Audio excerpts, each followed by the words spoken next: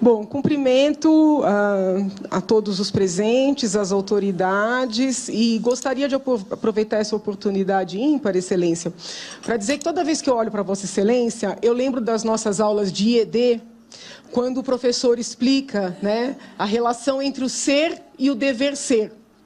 Vossa Excelência, para mim, é o que um ministro deve ser.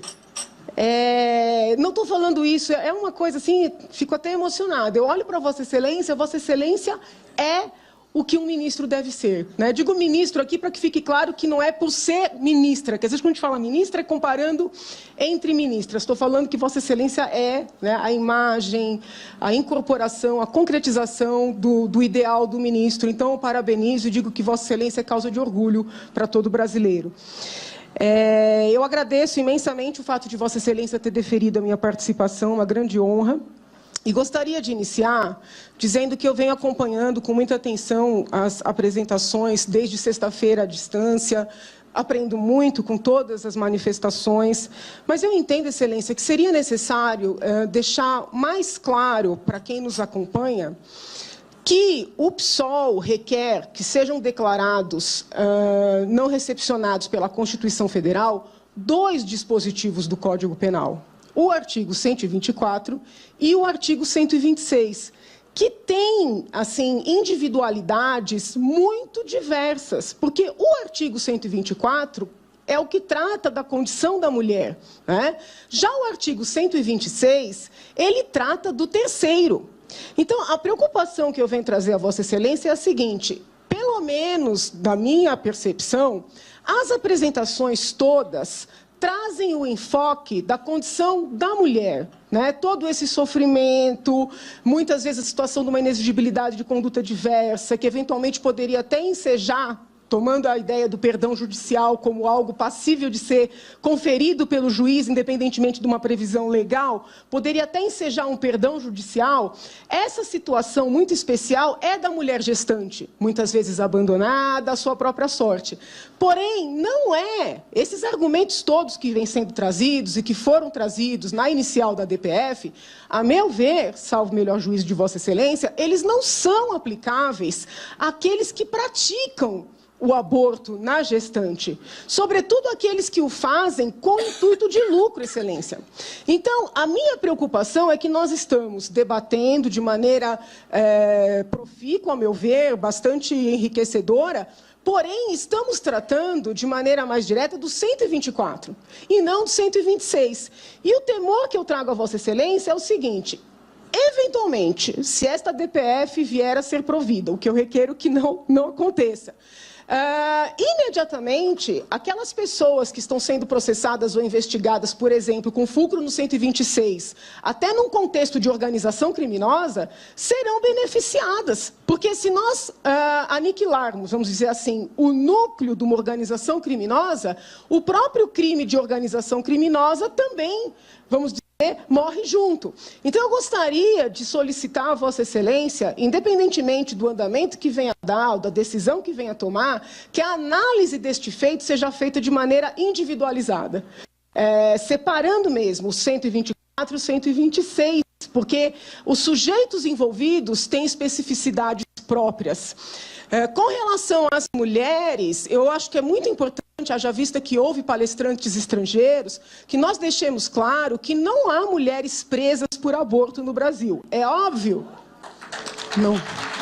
É óbvio que é uma situação... Eu peço, por favor, eu agradeço muito, mas eu peço, por favor, que a gente poder...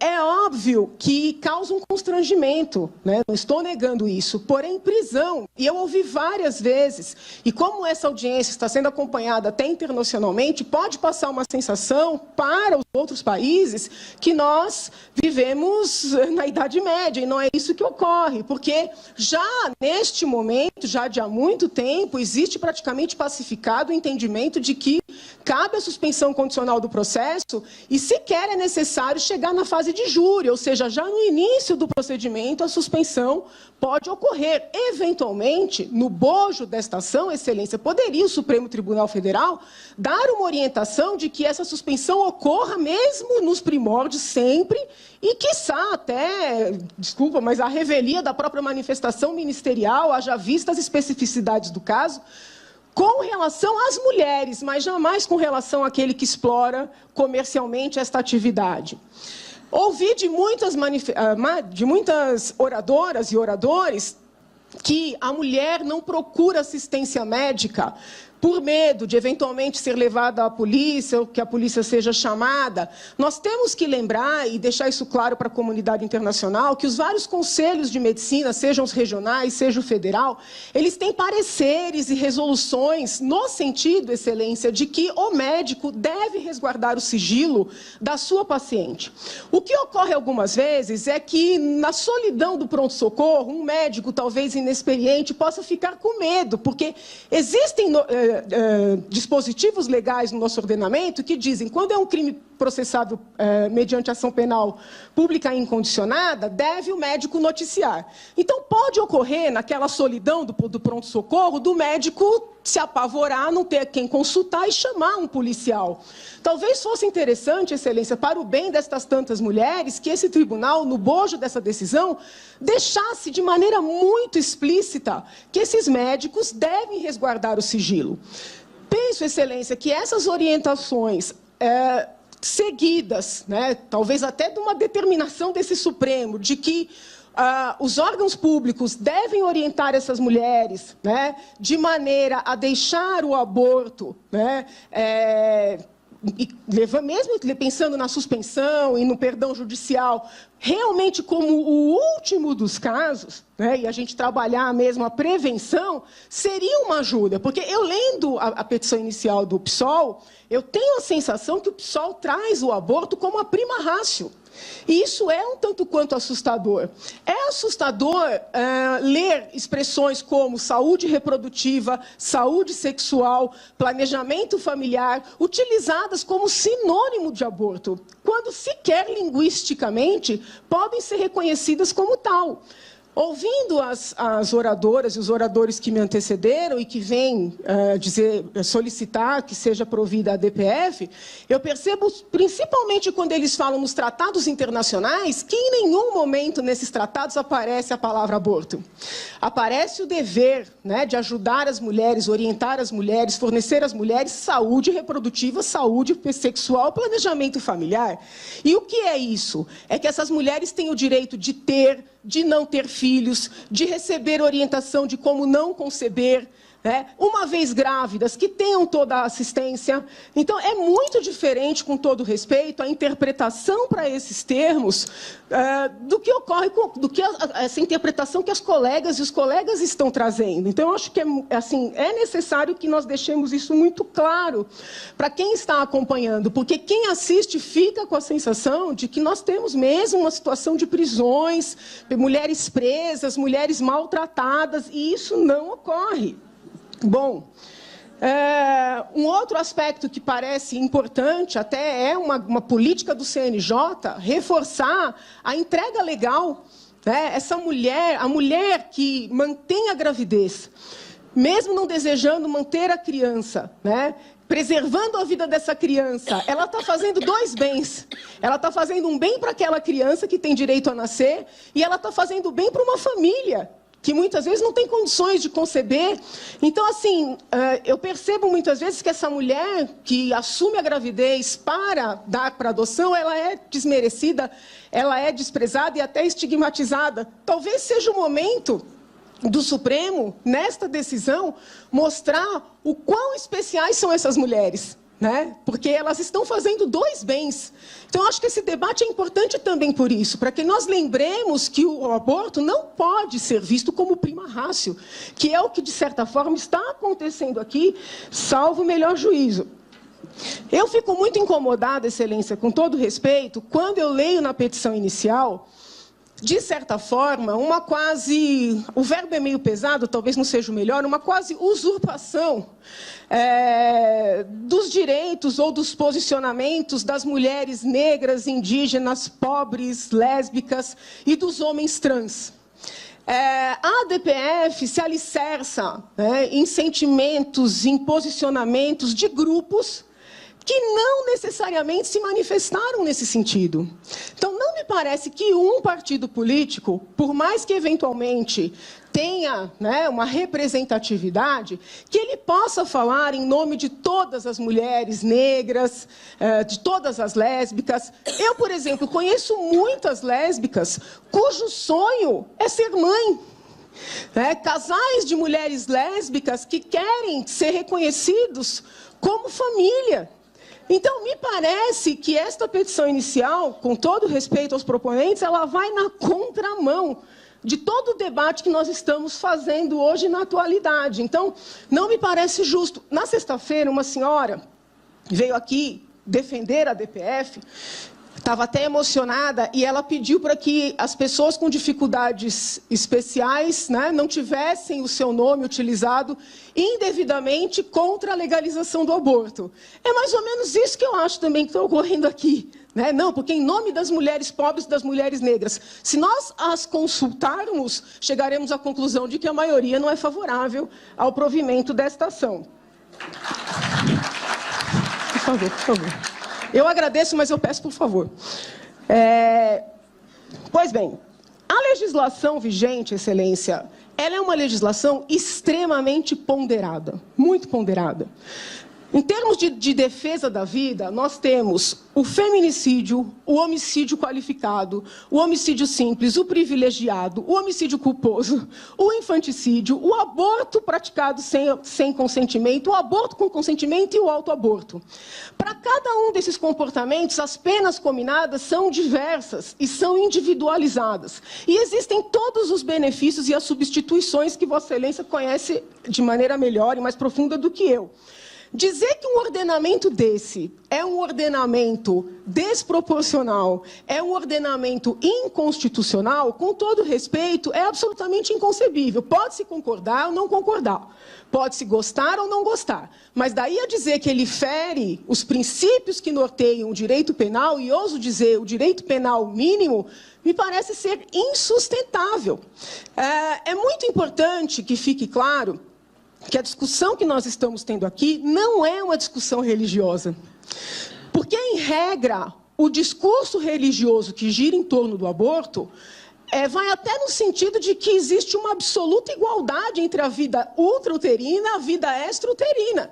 Eu conheço muitos religiosos das mais diversas religiões que entendem que a pena para o aborto haveria de ser a mesma pena para o homicídio, porque equipara a vida em todas as suas fases. O que o PSOL busca é o contrário disso, é tirar completamente o valor, a proteção da vida intrauterina. E o nosso ordenamento, me parece, ele é tão delicado, ele é tão cuidadoso, que ele vai modificando as consequências conforme o momento desta mesma vida. Eu percebi que muitos colegas, de um lado ou do outro, estão se esforçando, Excelência, para definir o momento em que a vida se inicia. Entretanto, para esta causa, o que me parece mais relevante não é saber quando começa ou quando não começa a vida. É saber que todos os seres humanos necessariamente passam pela fase de embrião e pela fase de feto. É impossível estar na vida extrauterina sem passar pela vida intrauterina, pelo menos por enquanto. Pode ser que daqui a uns anos a ciência consiga criar uma forma das pessoas se formarem sem o corpo da mulher. Isso pode acontecer. Porém, por enquanto, todos nós temos que passar por essas fases. Então, se eventualmente este momento é interrompido, a fase externa fica absolutamente impossibilitada. É disso que nós estamos falando. É do direito que o indivíduo tem a nascer. É muito importante também que nós tenhamos bastante claro, Excelência, que o PSOL, muito embora fale que busca a descriminalização, pelos termos utilizados, está buscando a legalização.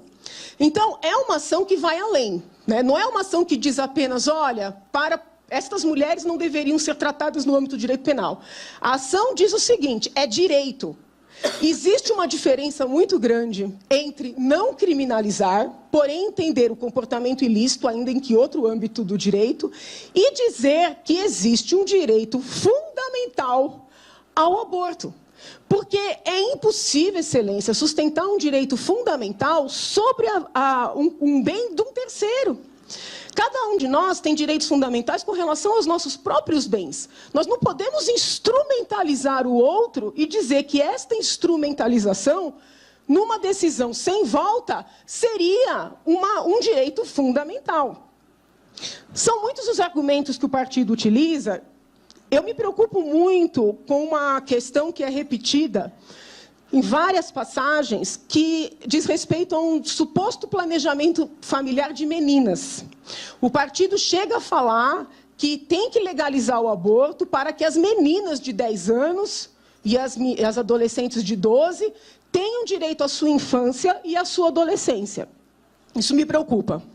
Primeiro porque, sob o ponto de vista técnico, se uma menina de 10 anos... de 11, de 12, de 13, aparecer grávida, o nosso ordenamento entende que ela foi estuprada. E ela, tendo sido estuprada, já está autorizada a ter aquela gestação interrompida. Então, já é um argumento que, juridicamente, é muito questionável. Porque, hoje, uma menina menor de 14 anos grávida já pode fazer interrupção. Porém, o argumento me assusta mais porque normaliza a vida sexual entre crianças, ou com crianças, o que é ainda pior.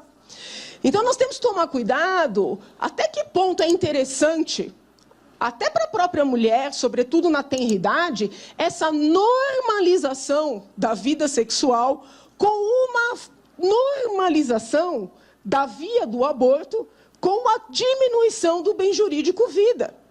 O que nós lucraremos com isso? Muito se falou que a mulher que vai abortar é a mulher que é abandonada pelo seu parceiro. É verdade. Ouso dizer que, se o aborto for legalizado nesse país, as mulheres serão ainda mais abandonadas. Porque hoje ainda existe alguma cautela com essa questão. Se virar algo absolutamente natural, vai ser muito mais fácil para os homens irresponsáveis, que infelizmente são muitos, e disso a gente deveria falar mais na nossa sociedade, vai ser muito mais fácil dizer, olha, não tem problema nenhum, você vai lá e aborta. Então, eu não sei até que ponto nós estamos efetivamente lutando pelo direito das mulheres, ou nós estamos lutando por uma causa, né, que não necessariamente atende as mulheres, talvez até as prejudique. Um outro argumento que me preocupa muito, Excelência, diz respeito a essa equiparação que se vem fazendo entre a não legalização do aborto e a tortura. A inicial fala muito em gravidez forçada, né? Não existe gravidez forçada, porque, se a gente parar para pensar, o que seria uma gravidez forçada no âmbito internacional? Alguém invade uma cidade, estupra as mulheres com o fim de descaracterizar aquele povo, que é uma forma também de genocídio. Então, a palavra o termo, né, gravidez forçada no direito internacional tem um peso enorme, diferente do que acontece, ou pelo menos do fenômeno que vem sendo descrito. As proponentes tratam como gravidez forçada aquela gravidez decorrente de uma relação sexual desejada e que acaba numa gravidez, e aí, por não ser possível fazer o aborto legalmente, essa pessoa tem que levar a gravidez até o seu termo. E, por interpretação, né, uma interpretação que os textos dos tratados internacionais não permitem, fazem uma analogia desta gravidez com a tortura, porque a mulher que não quer manter aquela gravidez, ela sofre, então que seria necessário tornar lícito o aborto, né, legalizar o aborto, para que o Brasil não esteja em desconformidade com esses muitos tratados. Os tratados que tratam da coibição da tortura não falam de aborto, não exigem que seja permitido o aborto. O Pacto de São José da Costa Rica protege a vida desde a concepção, de maneira até mais explícita do que a nossa própria Constituição. Os tratados que proíbem, né, o tratamento discriminatório para com mulheres Muito pelo contrário, protegem a concepção, o produto da concepção. Aliás, o próprio HC coletivo que foi concedido por este Supremo Tribunal Federal visa proteger o produto da concepção, ou seja, aquele ser humano que está em preparação. A licença maternidade, a necessidade de levantar para a mulher sentar, todos os cuidados que giram em torno da gestante estão diretamente relacionados com o fato de ser uma outra pessoa. Então, é muito importante que nós tenhamos claro que ninguém aqui está discutindo religião. Hoje pela manhã, duas representantes de organizações religiosas, mas que defendem a legalização, falaram da Bíblia, né? Eu acho a Bíblia um livro importantíssimo, costumo ler a Bíblia, muito embora não seja uma conhecedora nem uma estudiosa em profundidade. Porém, esta discussão não tem relação com a Bíblia. Se a Bíblia permite, se a Bíblia não permite, se os demais textos sagrados permitem ou não permitem, não é esse o ponto. O ponto é o seguinte, é um ser humano independente que está passando por uma fase especial de desenvolvimento. Ainda que um dia se prove que Deus não existe, aquele ser humano tem direito a nascer. Então, nós estamos falando, na verdade, de direitos fundamentais propriamente. Eu acho interessante, Excelência, eu tenho tanta coisa para falar, mas não vai dar tempo. Eu acho interessante essa discussão, né? Se pode o Supremo decidir isso, se pode o Congresso. Eu ouso dizer que o Congresso poderia, no máximo, pensar em descriminalizar essa situação da mulher. Jamais legalizar, porque a legalização é desproteger completamente a vida de um outro ser. Então, a minha objeção não é isso estar sendo discutido aqui. Eu entendo que uma sociedade que respeita o próximo, né, que efetivamente tem a dignidade humana como centro, né, mais até do que a própria vida, a dignidade humana como centro, não pode permitir que uma pessoa decida se a outra vai ter a possibilidade de nascer ou não. Eu adoraria poder continuar, mas eu agradeço, espero ter, de alguma maneira, colaborado e agradeço ter tido essa oportunidade, todos os ensinamentos que eu estou colhendo aqui nesse dia tão profícuo, tá bom? Obrigada, Excelência. Deus abençoe.